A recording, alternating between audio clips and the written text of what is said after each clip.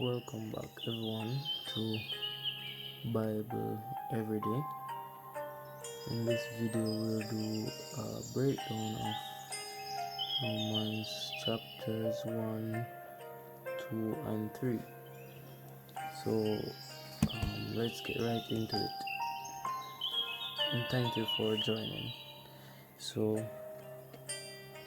we have some words and the definitions here, just for you to understand the different meanings of these words that you might not use on or in your everyday life. So first of all, you have just is based on our behaving according to what is morally right or fair. For example, a synonym is impartial or principled. Another word is manifest, to show a quality or feeling by one's acts or appearance. Demonstrate. That is a synonym. Exhibit, express, or declare. Attributes. A quality or feature regarded as a characteristic or interest, part of someone or something. So basically like a trait. Next word is futile, incapable of producing any useful result. Synonym: pointless, useless, worthless, ineffective, hopeless. The next word is profess. So you claim that one has a quality or feeling, especially when it's not the case. So you pretend, or you lay claim, or it's alleged. Gentiles or Greeks, so it's just a person who is not Jewish. Vile is extremely unpleasant. That can be a synonym to foul, nasty, unpleasant, horrible. Debased mind, to lower in status, esteem, quality, or character. Your mind is degraded, reduced in quality or value, lacking in judgment, insight, or taste. Corrupt. Render. To render means to provide or give a service, help, contribute, extend, or offer. Indignation. Anger or annoyance provoked by what is perceived as unfair treatment.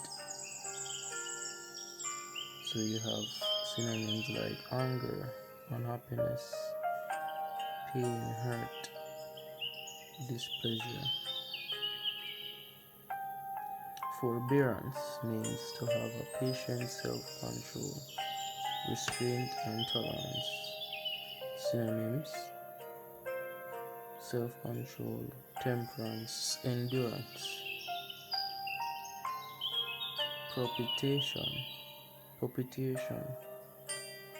the act of propitiating or appeasing a god, spirit, or person.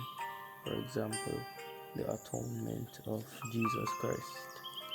So as we are through with these definitions, let's go right into the summary of Romans chapter 1. So Paul the Apostle wrote a letter to the Romans in regards to the gospel of God, which was promised to them through Jesus Christ our Lord, declared to be the Son of God, with power according to the Spirit of holiness by the resurrection from the dead.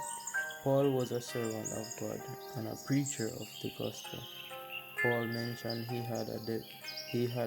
was a debtor, both to Greeks and barbarians, wise and unwise. Normally we can relate a debtor to money. In this case, Paul meant it towards preaching the gospel. He was indebted to preaching the gospel to these people. The gospel of Christ is the power of God to salvation for everyone who believes. For in the gospel, the righteousness of God is revealed, as it is written, the just shall live by faith. In this chapter, we also could say that, or we learn that God's wrath is against all ungodliness and unrighteousness of men, suppressors of the truth in unrighteousness. Paul explained that the people were without excuse, as God's invisible attributes are clearly seen or understood by the things he made, even his eternal power and Godhead. Paul explained that although the people knew God, they did not glorify him as God, nor were thankful, but became futile, and their foolish hearts became darkened. Paul emphasized that these people claimed to be wise, but ended up being fools, and changed the glory of an incorruptible God into an image made like a corrupted man or a corruptible man. Paul explained that God gave them up to uncleanness as they chose to serve the creature Satan, giving up the truth of God for a lie. After this, Paul stated that they were consumed by various types of sins deserving of death. So that's basically sums up chapter 1 of Romans. Chapter 2 now, Paul speaks about those who are inexcusable persons who practice unjust judgments, as they judge others but do the same things they judge persons for. So you're judging me for sinning while you're doing the same sins. The judgment of God is according to truth. Persons who cast judgment and do the same will not escape the judgment of God. God is rich in goodness, forbearing, long-suffering. The same degree of judgment you use will be returned unto you. Persons continually seeking will receive good. Persons who continually seek good will receive glory, honor, and peace. They who don't obey the truth, tribulation and anguish will fall upon them, and we call those persons who don't obey evildoers based on this chapter. God is impartial. He is no respecter of person. He won't be partial because of anything. He's impartial. He will only use the truth or the gospel to judge us. We're saying God will judge every man the same way, by the truth. Paul talked about persons who did not receive the law by good nature, conscience, morals, did the things of the law, even though they did not receive the law. By good nature, conscience, or morals, did things of the law.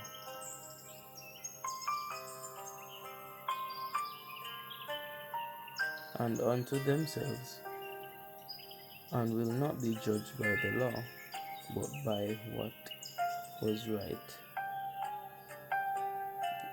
by the means of good nature, or by the means of nature.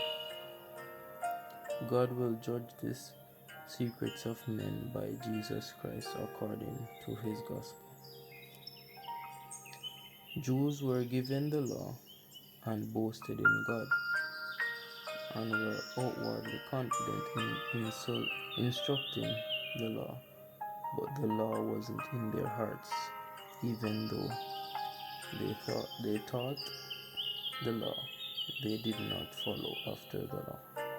Paul spoke about circumcision of the Jews, which was a mark to identify them as a Jew or a doer of the word or law.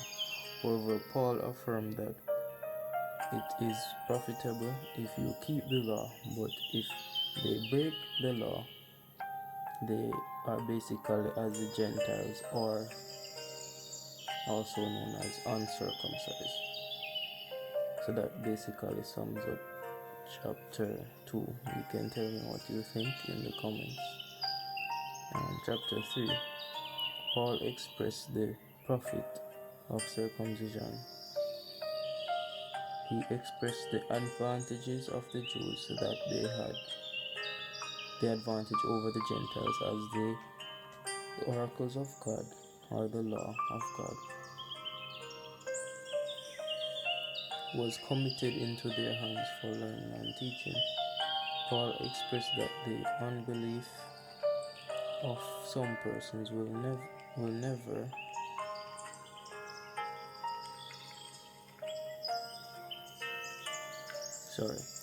Paul expressed that the unbelief of some persons will never cause, or will never change the faithfulness of God. Is to be without effect. Will never cause the faithfulness of God to be without effect, stating, "Let God be true and every man a liar." So basically, the unbelief of some persons will never change the faithfulness of God or cause it to be without effect. So Paul stated that let every man be a liar and God be true. God is a just God. No one is better than the other.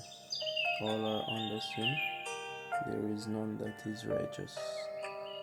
No, not one. The law is pinned to only those who are under it.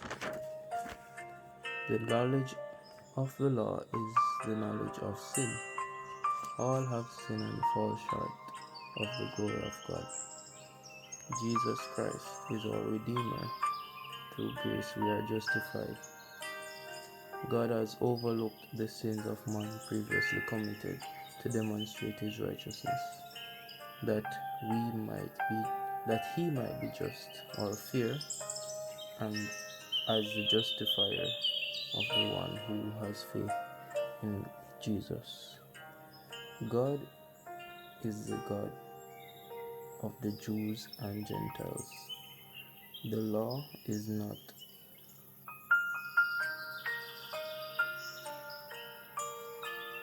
The law is not made void through faith, rather it is established. Alright folks, that's the end of the summary. You can tell me what you think in the comments. This last summary was Romans chapter 3. Basically just wrote it down to make a video on it. So tell me what you think. If you have made it through all of the summaries to the end now, thank you so much for watching. We'll be with you again soon. Alright, have a blessed one.